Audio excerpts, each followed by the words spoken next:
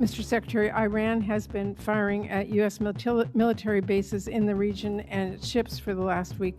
How is it possible, if their capabilities were, quote, functionally destroyed 3 months earlier, as she claimed, for them to be doing this now?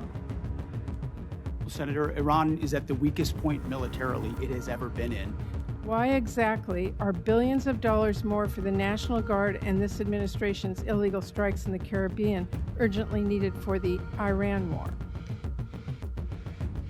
Well, Senator, I wouldn't, of course, agree with your characterization, but why this kind of spending is needed is because of the gross negligence and neglect of the Biden administration. Well, last week, President Trump said the U.S. would charge a 20% toll to each ship to pass through the state. So based on your opposition to tolls, did you talk to the president out of that idea, or did someone else? Your department received $150 billion last year in the Republicans' Big Beautiful Bill. It also received a record $839 billion for fiscal year 2026, more money than you asked for last year. Combined, that is $1 trillion budget for the year, and as I already mentioned, your department has yet to spend half of the reconciliation funds. And despite that, you are here today asking for tens of billions of dollars more for things that you've already asked for in your FY27 request or that have nothing to do with Iran. This administration has tried to sell this as an emergency request, but it may be better understood as an attempt to skirt the normal appropriations process. Here are just a few of the things requested in this Iran supplemental. $800 million for the National Guard to patrol D.C. even longer, over $1 billion for the Army to patrol the southern border, which is DHS's job, $900 million to support the administration's illegal boat strikes in the Caribbean, over $18 billion for munitions, which you've already requested in your FY27 budget request, and $1.7 billion to pay for your decision to recruit more people than the services need, which was not contemplated by the FY26 funding bill Congress recently passed. Now, you've already submitted a reprogramming request on this that our subcommittee is considering now, which really underscores the point I made in my opening remarks that the problem is not a lack of money, but poor planning. So I'll be blunt. The truth is your request does not make a lot of sense. So let me ask you a simple question. Why exactly are billions of dollars more for the National Guard and this administration's illegal strikes in the Caribbean urgently needed for the Iran war? Well, Senator, I wouldn't, of course, agree with your characterization, but why this kind of spending is needed is because of the gross negligence and neglect of the Biden administration inside our department. Ran it like a bureaucracy, abandoned our strength posture around the world, so we're having to reestablish deterrence. You mentioned the end strength numbers, and I will acknowledge that we are ahead of schedule on end strength in recruiting. 8,000 in the Navy, 6,000 in the Army, 4,000 in the Air Force. Because under President Trump, there's been record and historic over 30-year recruiting records inside our department since he won the election, because the American people didn't want to sign up for what Joe Biden was providing our military. Well, let me and they want to sign up for what President Trump is doing in his leadership. And so those are good problems to have that we need to fund and a reflection of momentum. And this budget will allow us to continue the kind of momentum that gets us ahead. My point is that a lot of this request does not feel like an emergency. And let me move on. Secretary Hegseth, like most Americans, I've had a lot of trouble following this administration's contradictory statements about the war. On April 8th, you said, and I quote, "Their missile program is functionally destroyed, launchers, production facilities, and existing stockpiles depleted and decimated and almost completely ineffective." Mr. Secretary, Iran has been firing at U.S. military bases in the region and its ships for the last week. How is it possible, if their capabilities were, quote, functionally destroyed 3 months earlier, as she claimed, for them to be doing this now? Well, Senator, Iran is at the weakest point militarily it has ever been in the past decade. Certainly, maybe in 47 years, as they've gathered effectively a terror army. And that terror army was built to try to create conventional capabilities to defend against a pursuit of nuclear weapons, which meant thousands of ballistic missiles, many of which we have destroyed, others of which they have put inside facilities and hidden in underground facilities. And that's what terror regimes would do. So I acknowledge they still have capabilities, no doubt. But the amount of damage that we've done to them over the course of of these series of operations has put them in the worst place they've ever been. Okay, well, let me move on. On May 5th, you claimed that Iran doesn't control the strait, and you said that there was a, quote, powerful red, white, and blue dome over the strait. If that was true, how did Iran shrink ship traffic in the strait to a trickle again last week?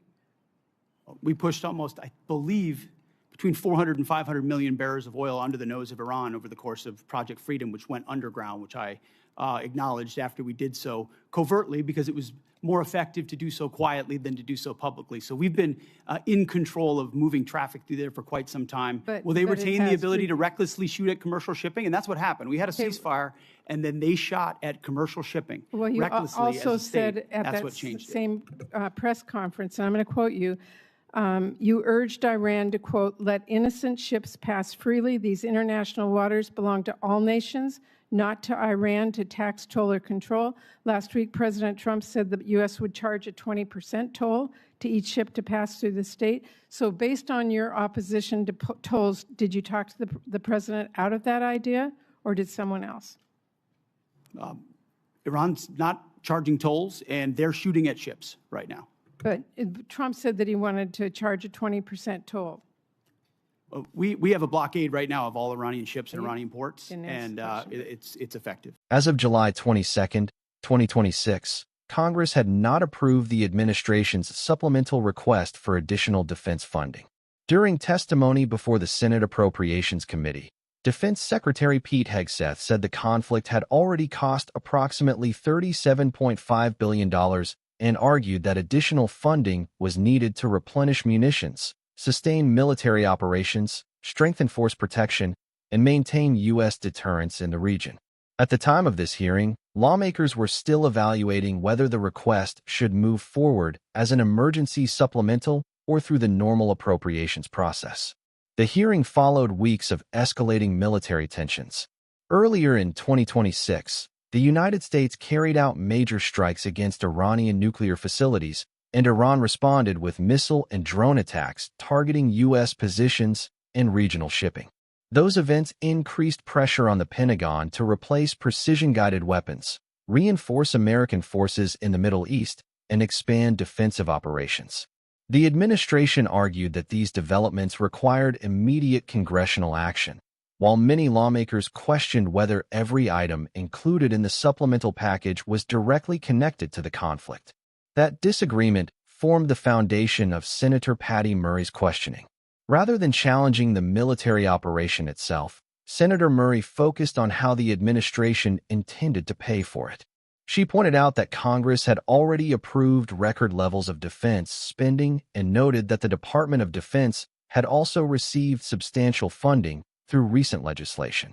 Murray argued that the Pentagon had not yet spent a large share of those funds, making it difficult to understand why billions of additional dollars were now being requested as an emergency.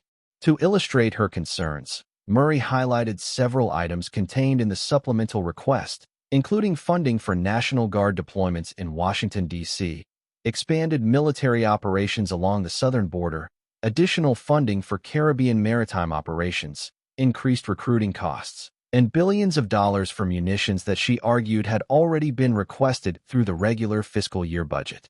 In her view, those requests suggested poor planning and an attempt to bypass the traditional congressional appropriations process.